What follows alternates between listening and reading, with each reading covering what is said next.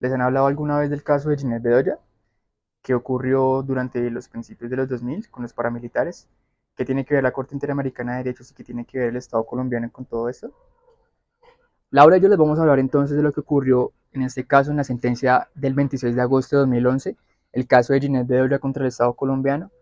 Vamos a dar la respuesta que dio la Corte Interamericana de Derechos Humanos frente a este caso, las reparaciones que hubo y todo lo que conllevó a que el Estado colombiano tuviera que dar alguna reparación a la periodista. Ahora vamos con el contexto del caso, el proceso penal y los hechos que ocurrieron el 25 de mayo de 2000 en el caso donde Ginette Bedoya fue violada por los paramilitares en la cárcel Modelo de Oquí en Bogotá.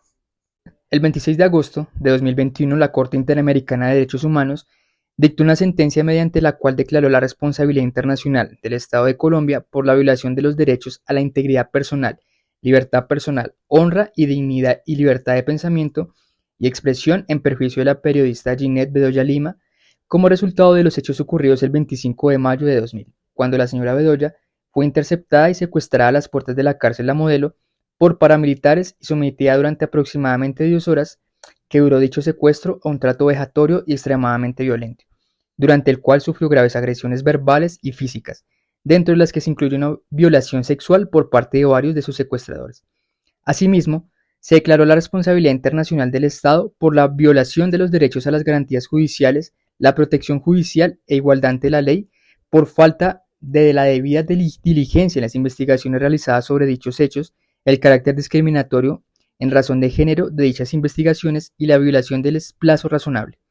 Por otro lado, el tribunal declaró la responsabilidad internacional del Estado por la violación de los derechos de la integridad personal, honra y dignidad de pensamiento y expresión y garantías judiciales en perjuicio de la periodista por la ausencia de investigaciones sobre las amenazas que recibió con carácter previo y de manera posterior a los referidos hechos del 25 de mayo de 2000. Finalmente, la Corte declaró la violación de los derechos a la integridad personal, honra y dignidad, garantías judiciales y protección judicial en perjuicio de la madre de la señora Bedoya Lima, la señora Luz Nelly Lima. Los hechos del presente caso se desarrollaron en el marco del conflicto armado interno existente en Colombia. El tribunal destacó que en el marco de dicha época se podía distinguir un contexto de violencia específica dirigida contra periodistas, así como un contexto de violencia sexual contra mujeres y en particular contra mujeres periodistas. Este contexto también incluía un ambiente generalizado de impunidad con respecto a los asesinatos de algunos periodistas en Colombia. El 27 de abril de 2000 tuvo lugar un enfrentamiento entre paramilitares y miembros de grupos de delincuencia común al interior de la cárcel La Modelo, el cual terminó con la muerte de 32 reclusos. La señora Bedoya, junto con otros periodistas, reportó los hechos de manera sistemática. A raíz de lo anterior, la señora Bedoya recibió varias amenazas de muerte, tras las cuales se realizó una reunión entre el director del periódico y varios periodistas con la policía. Según pudieron averiguar a través de un mensajero del periódico que tenía un hermano recluido en el patio de los paramilitares, estos estaban muy molestos con las publicaciones del periódico y les conminaban a que no las siguieran haciendo. En vista de lo anterior, se acordó utilizar a ese mismo mensajero para dar respuesta a los paramilitares e informarles que la señora Bedoya estaba dispuesta a dialogar con ellos y aclarar cualquier malentendido, todo ello con la venia de la policía. La noche del 24 de mayo de 2000, la señora Bedoya recibió una llamada de un individuo que se hacía llamar Ramiro, quien le informó que una persona recluida en la cárcel La Modelo, conocida como el Panadero, quería entrevistarse con ella el día siguiente a las 10 de la mañana en la sede de la cárcel. El 25 de mayo de 2000, la periodista acudió a la cita acompañada por el editor judicial del periódico, un fotógrafo y por el conductor del vehículo. Al llegar a la puerta de la cárcel, le atendió un guardia quien en un principio le indicó que no tenía boleta a su nombre pero que sabía de su visita, y ya estaban tramitando los permisos, si bien solo podía ingresar la señora Bedoya con el fotógrafo. Tras el lapso de unos 10 minutos, la señora Bedoya volvió a preguntar, a lo que el guardia le dijo que esperara que ya venía una boleta. En ese momento la periodista se dirigió al editor judicial del periódico y le pidió que fuera al vehículo para que llamara al fotógrafo. En ese instante, encontrándose sola delante de la puerta del penal, un hombre la abordó, la sujetó por el codo violentamente y la amenazó, diciéndole que si gritaba mataría a la gente que había venido con ella. La trasladó a una bodega cercana a la cárcel, donde esperaban dos hombres más. Al llegar al lugar, le pusieron un trapo en los ojos, la golpearon, la insultaron, la agredieron, le amarraron las manos y la sentaron en una silla. Pasado un tiempo, los hombres le dijeron que iban a salir de paseo. La periodista insistía en preguntarles quién los había enviado y de ellos le dijo que le habían mandado a sanear los medios de tanto hijo de puta que había por ahí. Posteriormente, la subieron a un vehículo y continuaron golpeándola. En el marco de dicho secuestro, en el cual además participaron más hombres, algunos de ellos uniformados, la señora Bedoya fue violada por varios hombres.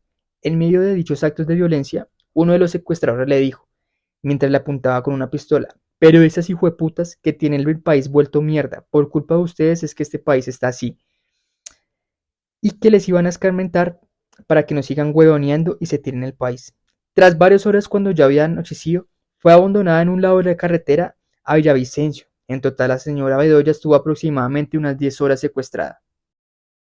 El proceso penal por los hechos ocurridos el 25 de mayo de 2000. El 26 de mayo de 2000, el fiscal ordenó la apertura de investigación penal en fase preliminar por el delito de secuestro simple y acto sexual violento, así como la práctica de las primeras diligencias. Durante varios años se realizaron varias diligencias de investigación en el marco de las cuales la señora Bedoya tuvo que declarar hasta en 12 ocasiones. Además, la señora tuvo que realizar una investigación propia y aportar la prueba recabada por ella al procedimiento en curso. Como resultado de los procesos penales seguidos contra las personas procesadas por los hechos cometidos contra la señora Bedoya, 3 personas asociadas al paramilitarismo fueron condenadas en los años 2016 y 2019 como autores materiales de los hechos a penas entre 11 y 40 años de prisión. Tanto antes como después de los referidos hechos acaecidos el 20 de mayo de 2000, la señora Bedoya recibió amenazas debido al ejercicio de su profesión. La periodista continuó recibiendo amenazas a lo largo de estos últimos años, llegándole mensajes directos a su teléfono, mensajes de WhatsApp, llamadas desde Colombia y desde el extranjero, así como mensajes al periódico donde actualmente ella trabaja. Todas las denuncias presentadas por la señora Bedoya sobre actos de estas amenazas fueron archivadas o continúan siendo tramitadas. Ya entrando en materia, frente a los derechos vulnerados, la Corte determinó que, en primer lugar, se le fue vulnerado el derecho a la integridad personal, libertad personal, protección de la honra y dignidad, libertad de pensamiento y expresión, y la obligación de respetar y proteger los derechos. Esto con base, primero, a la responsabilidad internacional del Estado por el secuestro y tortura de la señora Bedoya el 25 de mayo del 2000. El tribunal subrayó que ante el riesgo particular que enfrentan las mujeres periodistas, los estados deben adoptar un enfoque de género al implementar medidas de protección. En el caso de la señora Bedoya, el Estado colombiano falló en identificar y mitigar los riesgos específicos que ella enfrentaba como mujer periodista. Además, el tribunal encontró indicios graves de participación estatal en su secuestro y tortura, incluyendo demoras en el acceso al penal y la presencia de fuerzas de seguridad durante el proceso. La Corte concluyó que el Estado violó el deber de garantizar la seguridad de la señora Bedoya, incurriendo en responsabilidad internacional por los actos de tortura física, sexual y psicológica que surgió durante su secuestro. Además, también determinó la responsabilidad internacional del Estado colombiano por la violación del derecho a la libertad de pensamiento y la expresión de la señora Bedoya. El tribunal recordó que la libertad de pensamiento y expresión tienen dimensiones individuales y sociales. El ataque a la señora Bedoya, dirigido a castigarla e intimidarla por su labor periodística, violó su derecho individual a la libertad de expresión. Además, el tribunal destacó que su trabajo cubría temas de interés público y la agresión contra ella tenía un efecto de amedrentación que afectaba el pluralismo y aumentaba la brecha de género en el periodismo.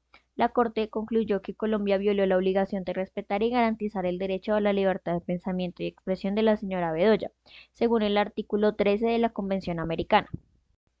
El segundo derecho que la Corte determinó como vulnerado fue el derecho a las garantías judiciales, igualdad ante la ley, protección judicial, integridad personal y libertad de pensamiento y expresión. Todo esto con relación a los hechos del 25 de mayo del 2000. Frente a esto determinó 3 aspectos importantes. El primero, la falta de debida diligencia. Frente a esto, el tribunal destacó la necesidad de un escrutinio estricto en la investigación de violencia contra mujeres periodistas, combinando la protección de la libertad de expresión y la prevención de violencias de género. Se subrayó la obligación del Estado de considerar desde el inicio los riesgos específicos y la posibilidad de que los hechos estén relacionados con la labor periodística de las víctimas. En el caso de la señora Bedoya, se encontraron numerosas fallas en la recolección de pruebas y una revictimización al tener que realizar ella misma algunas investigaciones. A la fecha de la sentencia no se habían determinado la autoría intelectual de los hechos ni la participación de otros posibles coautores, lo que demostró una falta de debida diligencia por parte del Estado colombiano. Por otro lado, también señaló la discriminación por razón de género. Frente a esto, el tribunal resaltó que la investigación penal debe incluir una perspectiva de género. En el caso de la señora Bedoya se observaron prejuicios y estereotipos sexistas, además de múltiples declaraciones innecesarias que obstaculizaron la investigación. El tribunal concluyó que la investigación fue discriminatoria por razón de género. También, frente al tema del plazo razonable, se analizaron los cuatro elementos del mismo y el tribunal concluyó que Colombia violó este principio en la investigación de los hechos del 25 de mayo del 2000. La demora perpetuó una sensación de impunidad y afectó la situación jurídica de la señora Bedoya y la percepción de la justicia de la sociedad colombiana. Además, otro aspecto importante que señaló la Corte frente a este mismo derecho fue con relación a las amenazas recibidas con anterioridad y posterioridad al 25 de mayo del 2000. Frente a esto, el tribunal subrayó la obligación del Estado de proteger a los periodistas y de investigar diligentemente las amenazas y agresiones que sufran. La falta de investigación de las amenazas recibidas por la señora Bedoya desde 1999 y el ataque en el que resultó herida su madre constituyeron violaciones de varios artículos de la Convención Americana y de la Convención Interamericana para prevenir y sancionar la tortura.